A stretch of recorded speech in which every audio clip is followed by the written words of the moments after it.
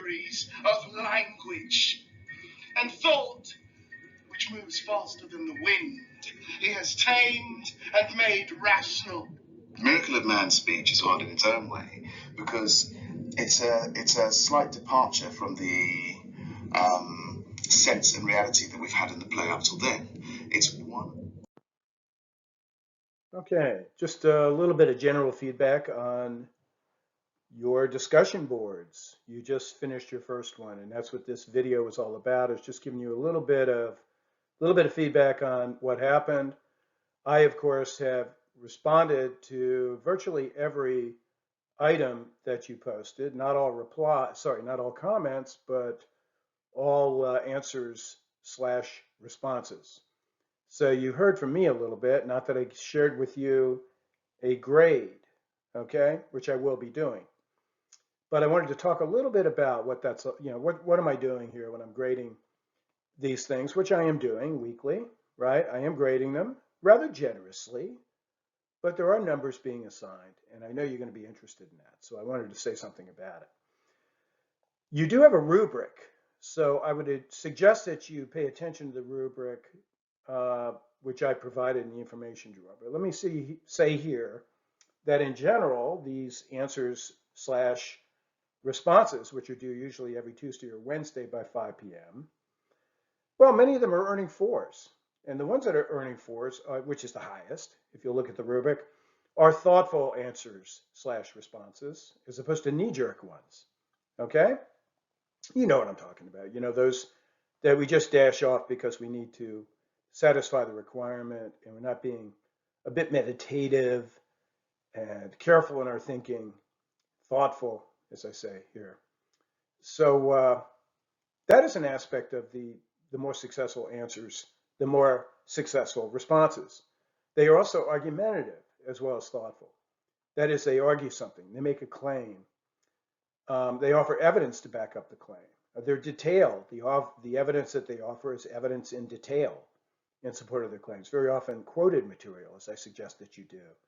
In the rubrics, the individual rubrics that I offered and associate with each discussion board, right? They're well documented. They quote when they can without quoting more than can be handled.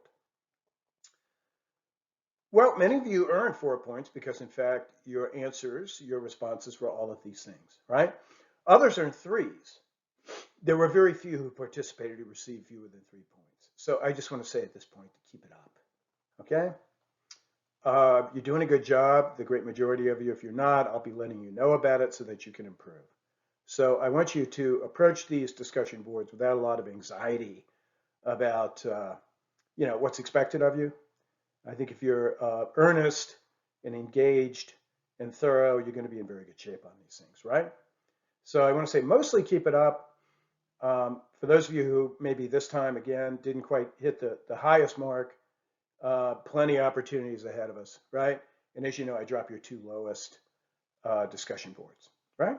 So regarding the comments now, let me say something quickly about those, because here we do run into a little bit of trouble. Now, this is part of the larger discussion board grade that you get, which you'll see how I do this when I get in touch with you and send you messages not far from today, on these discussion boards, sharing a few early grades, right? As I said. These comments, which you do every Thursday usually, I say it can even be a Wednesday if it's an early week discussion board, but usually Thursday, sometimes a Friday. Today, for example, I still have some comments that haven't come in, because there's still several hours before, 3.5 hours until I'm doing this at 1:35 on Friday, right? So there are, in fact, 3 hours and 25 minutes before the comments are due. So there are still some to come in. I want to strongly suggest that these comments be a lot like, okay, the answer response requirement, your answers and responses, but just carried out typically at a little less length, a briefer paragraph of perhaps 3 or so sentences, as I say in the instructions, okay? What I mean by all this is it's as you respond to each other, as you respond to a fellow classmates answer/response in your comment. You comment on a fellow student's answer response. I don't want you to not argue. I want you to keep arguing, keep quoting, keep analyzing. All those good things, all those things are make for a full 4 on the answer response. Do all those things, even as you address one another's arguments. Okay? I noticed, by the way, that some offered several comments, and that's really great, but make sure at least one of them is argumentative. What that means is give evidence. Go back to the text as you address your fellow classmates' answer/response, the one of your choice. Go back to the text and submit your fellow classmates' comment or answers, your fellow classmates' responses or response to your own evidentiary procedure. Does your fellow classmate have it right? If he or she does, maybe you can add something by introducing some new evidence into the scene, right, into the argument, to make that person's position even stronger. Maybe you feel that your fellow student didn't get it quite right. You want to offer some evidence in support of an alternative view. All right? That's what you want to do with these comments. I like very much that many of you went beyond what was minimally required, as I say here, to offer multiple answers, responses, multiple comments. That is great. It's very heartening when you're in my position to see people going a little bit above and beyond. Once again, though, make sure that it's quality over quantity. You don't want to offer several comments on several different fellow classmates' answers/responses, not one of which is argumentative. It'd be better to offer just one comment that is itself argumentative, that is, in fact, offers evidence, quotes in support, analyzes what it offers, and engages critically with the statement made by your fellow classmate. Okay, well, enough on that.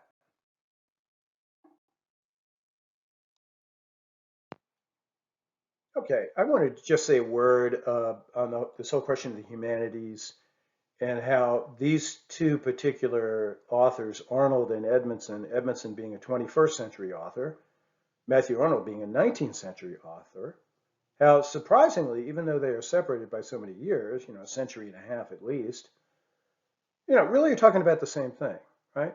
Edmondson talks about this business of framing an argument.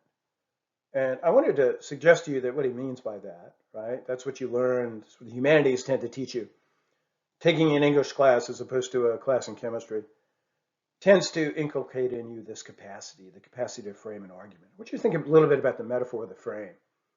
Think of that frame that's outside of any particular thing we happen to be arguing, but that seems to cover it and seems to be in some way a reference point for that argument, okay? I want you to think of the larger frame, not in the sense of like the frame around a painting, a border which delimits, but rather this larger frame of significance outside of this item that's within the frame, right? That points to a larger frame, which itself perhaps points to a yet larger frame, right? A yet larger frame of meaning and significance. What I want to suggest to you is that both of them seem to be talking about the same thing. That's what the humanities help us to do that, for example, hard sciences might not. We are constantly, when we're in a humanities course, looking at the larger significance of what more particular thing we happen to be looking at. And what I wanted to suggest to you is that's what Arnold is talking about in some of these heady passages, which you may have read through, as I asked you to do, right, without pausing to take up a whole afternoon reading the entire work, which I did not expect. Okay, but I was hoping you'd have a look at some of the material in Arnold, especially the stuff that is italicized. And I just wanted to call your attention is that you see here over there on the right, I have enlarged and highlighted a few of his passages that are of special interest with respect to this Arnold-Edmondson connection, which has to do with the humanities and the value of the humanities. This is what the humanities tend to do, right? They tend to give us a kind of more, or engage us in a more synthetic enterprise, as opposed to, I would argue, an analytical enterprise, which is a lot more like what you do in a chemistry class, a physical science class, right?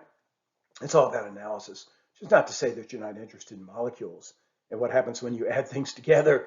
You are, but it's largely an analytical enterprise of breaking things down into their constituent units and seeing how they tick, right? The synthetic activity of a humanities major, humanities professor, what have you, the humanities enterprise at large, is a little bit different, right? As he puts it, and I'm going to be just picking up right in the middle here, right? He's been talking about these certain powers that we have need of. As he calls it, human nature. It's about 5 or 6 lines down. Human nature is built up by these powers, right? The power of conduct, the power of intellect and knowledge, the power of beauty, as he enumerates them.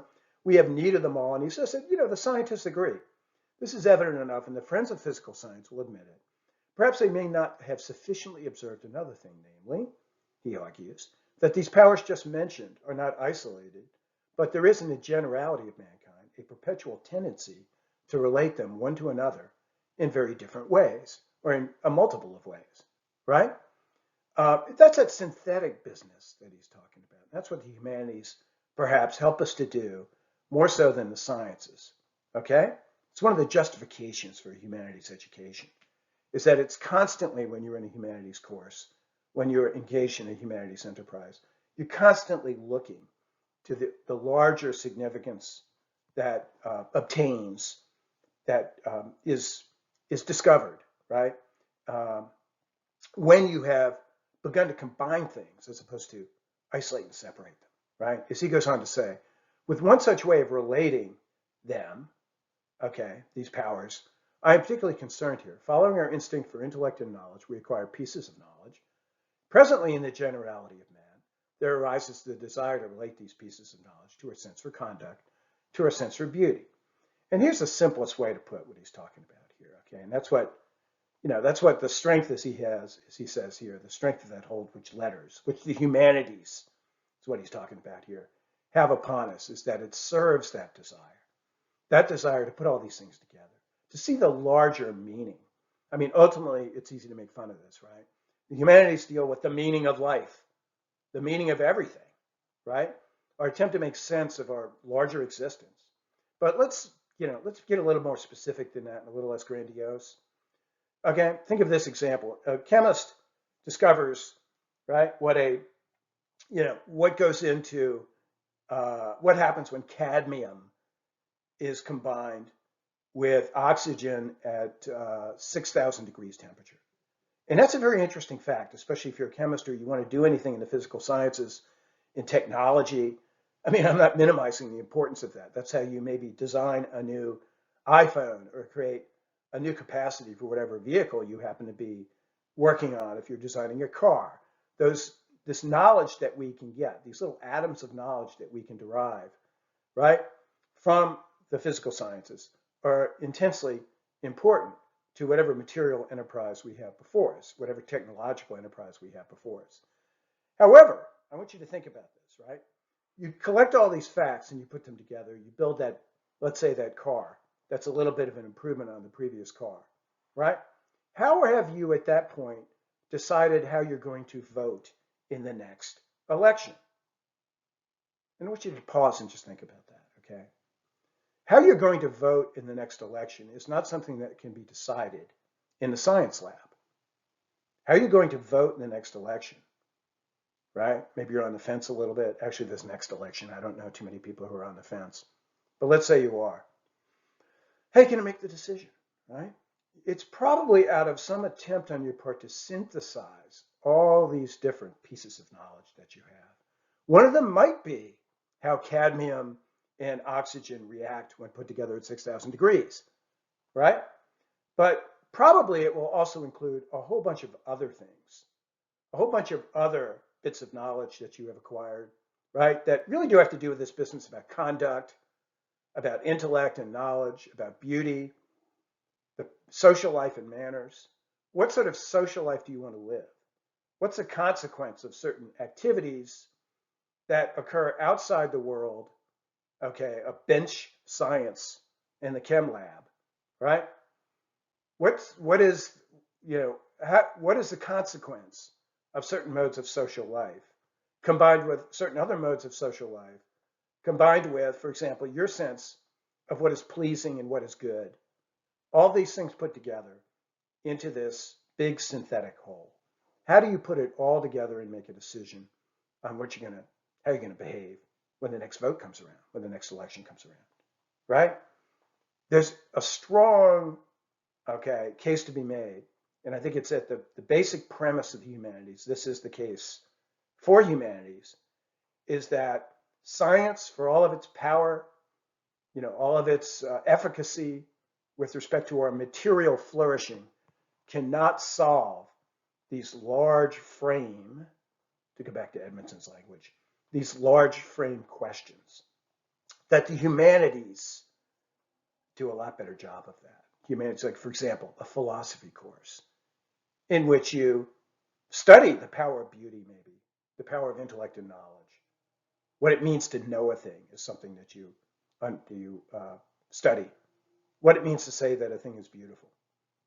The validity of calling one thing beautiful over another thing.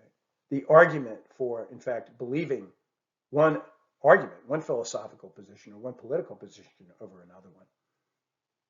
The larger frame, which combines all of these different enterprises, that results in a vote that you offer one way or the other. The humanities seem to serve this larger, consequential enterprise.